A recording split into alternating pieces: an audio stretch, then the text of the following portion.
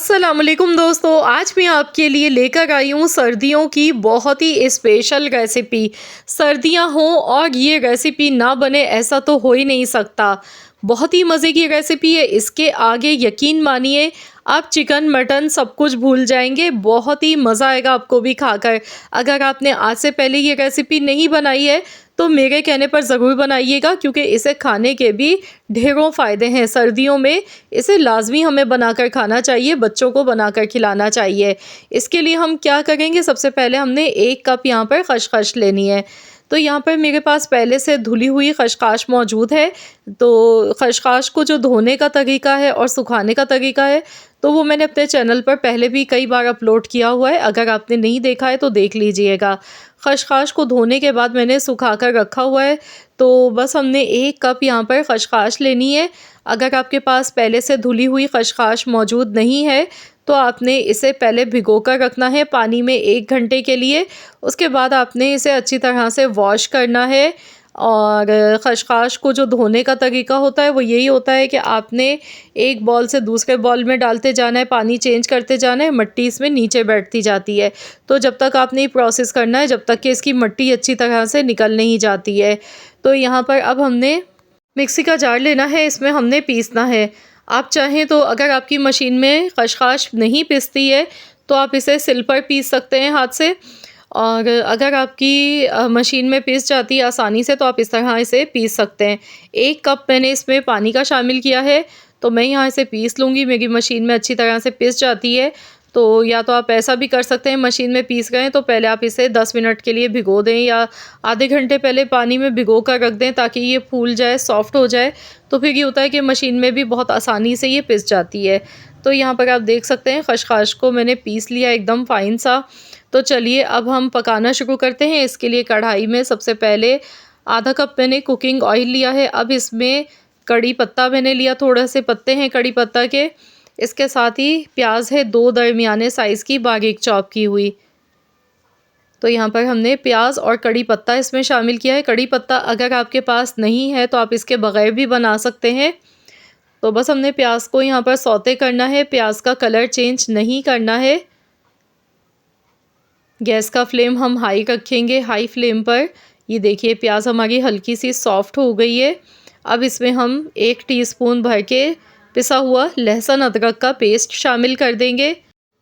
अब हमने 1 मिनट तक इसे अच्छी तरह से पकाना है ताकि लहसुन जब प्याज के साथ फ्राई होगा तो बहुत अच्छी सी इसकी खुशबू आएगी, कच्चापन इसका ख़त्म हो जाएगा। तो यहाँ पर इस तरीके से लहसुन अदरक का पेस्ट हमने फ्राई करना है। अब इसके बाद हमने इसमें टमाटर डालना है। 1 मैंने दरमियाने साइज़ का टमाटर लिया है। टमाटर देखिए मैंने बिल्कुल एकदम बारीक चॉप करके लिया है, काट के। तो बस ये इसमें शामिल कर देंगे। अब इसे अच्छी तरह से हमने मिक्स करना है।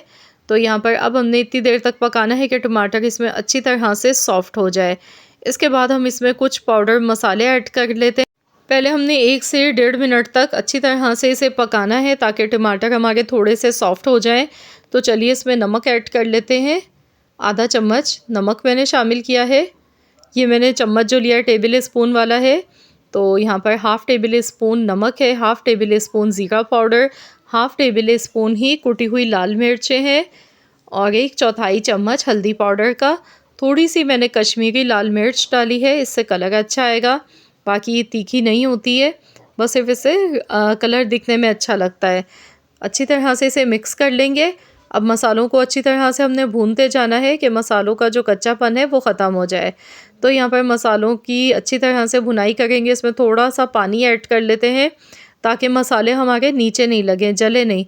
तो बस यहाँ मैंने थोड़ा सा इसमें पानी ऐड किया है, बहुत ज़्यादा नहीं डाला है पानी। 1 मिनट तक हमने इसे अच्छी तरह से पकाना है कि जो हमने इसमें पानी डाला है वो खुश्क हो जाए और मसाला हमारा अच्छी तरह से पक जाए। तो यहाँ पर आप देख सकते हैं मसाले की अच्छी तरह से भुनाई हमने कर ली है, ऑयल इसका अलग से सेपरेट हो चुका है। तो चलिए अब हम इसमें पिसी हुई खसखस ऐड कर लेते हैं। तो यहाँ पर देखिए पिसी हुई खसखस मैं इसमें डाल गई हूँ। कितनी अच्छी देखिए पिस गई है। खसखस बहुत ज़्यादा फ़ायदेमंद होती है क्योंकि इसमें कैल्शियम भर भर के पाया जाता है कैल्शियम बहुत ज़्यादा बड़ी मिकदार में होता है इसमें। इसको खाने से आपको कभी भी जिस्मानी कमज़ोरी नहीं होगी, ना थकावट होगी। अगर आपको कमर में दर्द रहता है या जोड़ों में दर्द रहता है तो वो भी इंशाअल्लाह ताला आपका ख़त्म हो जाएगा। जिस्मानी कमज़ोरियों के लिए ये बहुत ज़्यादा फ़ायदेमंद होती है, क्योंकि इसमें कैल्शियम बहुत ज़्यादा हमें मिकदार में मिलता है, जो कि बहुत कम चीज़ों में इतनी मिकदार में पाया जाता है। तो उसमें जो एक ख़ास चीज़ है वो खशखाश है। यकीन मानिए दूध से ज़्यादा कैल्शियम होता है खशखाश के इन छोटे-छोटे से दानों में। 1 मिनट के लिए मैंने ढक्कन लगा दिया था, तो इसे मिक्स करेंगे। आपने ज़्यादा देर के लिए नहीं छोड़ना है। गैस का फ्लेम मैंने लो रखा था, क्योंकि ये फ़ौरन से नीचे लगने लग जाती है। तो अगर आप इसे ज़्यादा देर छोड़ देंगे तो ये जलना शुरू हो जाएगी। अब हमने चम्मच चलाते हुए इसकी अच्छी तरह से भुनाई करते जाना है। तो यहाँ पर अच्छी तरह से इसकी भुनाई करनी है। अंडे जो मैंने लिए थे 2 अदद, तो यहाँ पर देख सकते हैं अंडे मैंने तोड़ लिए हैं। अब मैं इन्हें अच्छी तरह से मिक्स करूँगी। अच्छी तरह से अंडों को फेंट लेंगे। अंडों के साथ इसका जायका बहुत ही अच्छा लगता है। तो यहाँ पर अंडों की हमने अच्छी तरह से पहले मिक्सिंग कर लेनी है। तो फ्रेंड्स, अगर आपको मेरी ये वीडियो पसंद आ गई है तो लाइक करने में कंजूसी मत कीजिएगा, फ़ौरन से वीडियो को लाइक कर दें। अगर चैनल पर नए हैं तो चैनल को भी सब्सक्राइब कर लें। तो यहाँ पर देखिए थोड़ा-थोड़ा सा ऑयल इसमें नज़र आना शुरू हो चुका है, यानी कि खशखाश हमारी अच्छी तरह से भुनती जा गई है। 10 से 12 मिनट लग जाते हैं इसे भूनते हुए। गैस का फ्लेम मैंने लो ही रखा है। मैं हल्की आँच पर ही इसे पका रही हूँ, ताकि इसकी अच्छी तरह से भुनाई हो सके। अगर हम तेज़ आंच पे इसकी भुनाई करेंगे तो वो फिर खशखाश में वो जायका नहीं आ पाएगा जो कि हमें चाहिए। तो हमने हल्की आंच पर ही इसे भूनते जाना है, तभी हमारी ये रेसिपी बहुत ही मज़े की बनेगी। तो चलिए अब हम इसमें अंडे शामिल कर लेते हैं। तो यहाँ पर मैंने फेंट कर अंडे लिए हैं 2 अदद अंडे इसमें ऐड कर दिए हैं। आपकी मर्ज़ी, आप चाहें तो 3 या 4 अंडे भी ले सकते हैं। तो यहाँ पर देखिए 2 अंडे इसमें बिल्कुल इनफ हैं, काफ़ी हैं। तो बस इसे अच्छी तरह से हमने मिक्स करना है। इसके साथ ही थोड़ी-सी हरी मिर्चें ली थी मैंने, 4 से 5 हरी मिर्चें मैंने इसमें काट के डाल दी हैं। और आप अपनी मर्ज़ी से जितना आपको स्पाइसी खाना पसंद है उसी हिसाब से आप हरी मिर्चें एडजस्ट कर सकते हैं, कम या ज़्यादा भी ले सकते हैं। तो यहाँ पर हरी मिर्चों की खुशबू इसमें बहुत अच्छी लगती है, इसलिए मैंने थोड़ी ज़्यादा हरी मिर्चें इसमें ऐड की हैं। अच्छी तरह से हमने पकाना है कि अंडों का जो कच्चापन है वो इसमें ख़त्म हो जाए। तो देखिए माशाल्लाह अल्हम्दुलिल्लाह बहुत ही बेहतरीन, बहुत ही मज़े की खशखाश और अंडे की ये रेसिपी बनके तैयार हो गई है। ये देखें, हमने इसे अच्छी तरह से पकाना है लो टू मीडियम फ्लेम पर। तो यहाँ पर देखिए बहुत अच्छी तरह से इसकी भुनाई हो गई है। खुशबू इतनी ज़बरदस्त इसकी आ गई है। ये देखें, कोई झंझट नहीं है पकाने में कि बहुत ढेर सारे आपको मसाले चाहिए, कुछ भी नहीं है। बहुत कम मिर्च मसालों के साथ बहुत ही मज़ेदार ये रेसिपी बनती है।